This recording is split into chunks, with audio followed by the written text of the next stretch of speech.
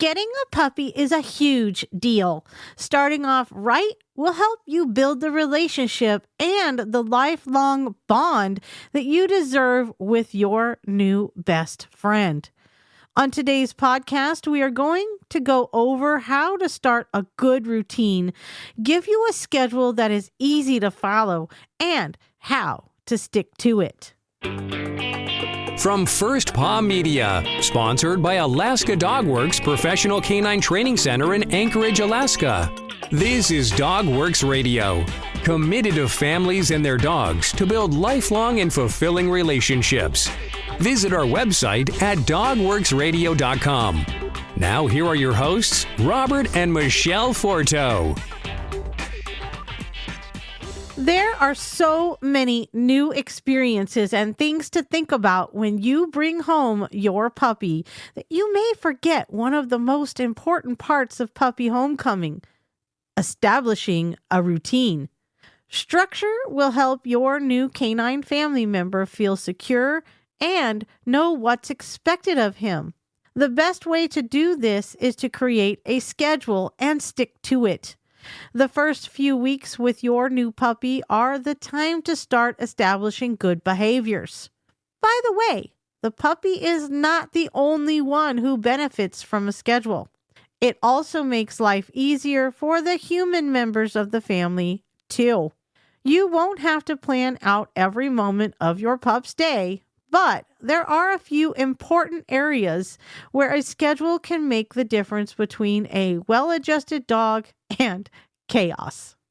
So let's start off with one of the first and most questions that we get here at Alaska Dogworks, and that is, how should I feed my puppy? Your puppy's feeding schedule is very important. Unlike mature dogs that eat once or twice a day, most puppies need to eat puppy food 3 times a day. Make it easier to remember by planning his meal times around your own breakfast, lunch, and dinner. Wash out his water bowl and make sure it's always filled with clean water too. Schedule those potty breaks. Keep to a regular routine of taking your puppy outside at least every 2 to 4 hours and after every change of activity. This is especially important during house training and will keep accidents to a minimum. Playtime is important. Your puppy needs exercise and interaction with you. A word of caution: sustained, strenuous exercise, long runs, jumping up is not good for puppies, but playing, mental stimulation, and running around in the yard are good. Some experts recommend waiting until a dog is about 1 year old before starting with serious exercise, and this can vary by breed. Different dog breeds have different energy levels and rates of growth. The growth plates in their joints close at different ages. But do schedule play and exercise time into your puppy's day. A walk around the neighborhood, playing with toys, and time spent bonding go a long way toward expending energy. Several shorter sessions are better for a puppy than one long one. Naps and bedtime. Young puppies sleep a great deal of the time. In fact, some will sleep as much as 16 to 18 hours a day. Plan on quiet nap times for him several times during the day. Family members, especially young children, should learn not to disturb him when he's sleeping. He needs his rest. You may need to put a crate in a quiet part of the house so he won't be distracted by the hustle and bustle that may be going on during nap time. When it comes to bedtime, some owners set a specific time to settle their puppy down for the night. Others just want him to sleep when they sleep. It may be easier to set a puppy bedtime and help him get used to the routine. Do I have to make a schedule for my puppy? The sooner you set a schedule, the sooner he'll adjust to his new family and you to him. Routine makes it easier for everyone, humans included, to know what's acceptable behavior and what's expected. Keep in mind that hijinks from an adorable puppy or little accidents will not seem so adorable when he's a full-grown dog. Let's go through a sample schedule, which will give you a good place to start. You may need to tailor it to suit your puppy. Here we go. First thing in the morning, take the puppy out to relieve himself. Make time to play and interact with him after he's taken care of business. Breakfast time. Feed the puppy, leave the food down for no longer than 15 minutes. After that, pick up the bowl and give no more food until the next meal, except for small treats used for training. Wash the water bowl and provide clean water. After puppy's breakfast, puppies usually need to relieve themselves again within a few minutes of eating, so give another potty opportunity. After this, spend some time playing and or doing a little training with your puppy. And though everyone is busy in the morning getting ready for work or school, make time for a quick walk to give him a chance to do his business one more time. Mid-morning. The rest of the morning might be devoted to nap time, ideally in a dog crate or pen. Even if you're home during the day, your puppy should spend time in a crate or pen. This will help him learn how to be alone when necessary. It's also impossible to know what a puppy will get into when you turn away for a moment, and there needs to be a place to put him when you can't supervise directly. If he will be home alone for more hours than he can control his bladder or bowels, you need to set up a pen with an area for him to relieve himself, or consider having a pet sitter come to take him out. Noon, a repeat of the early morning routine. As soon as he wakes up, a trip outside, then lunch, and another trip outside should follow the meal. Spend some time playing with and training him, so he can burn some energy. And don't forget, one more potty break before the afternoon nap. Mid-afternoon.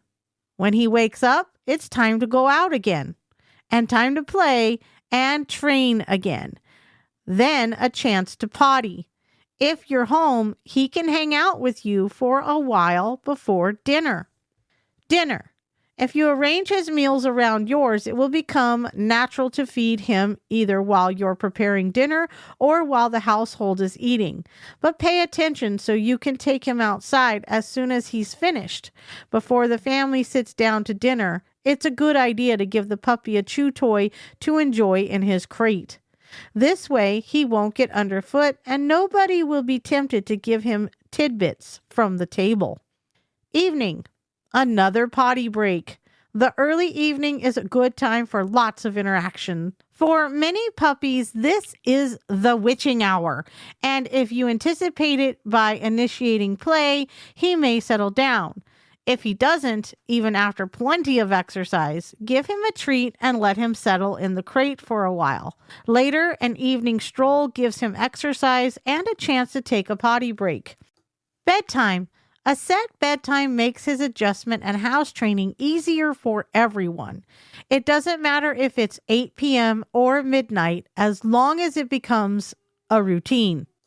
Take him to his crate and help him settle down for the night. Night. If your puppy is not yet able to make it through the night, set an alarm so you can get up and take him out for a quick, boring potty break. It's better to wake up a little before you think he will so that you are not responding to whining and barking. Then back to bed so you'll be ready for the next wonderful day with your puppy. By establishing the routine from the very beginning, you'll be on your way to a happy, well-adjusted dog.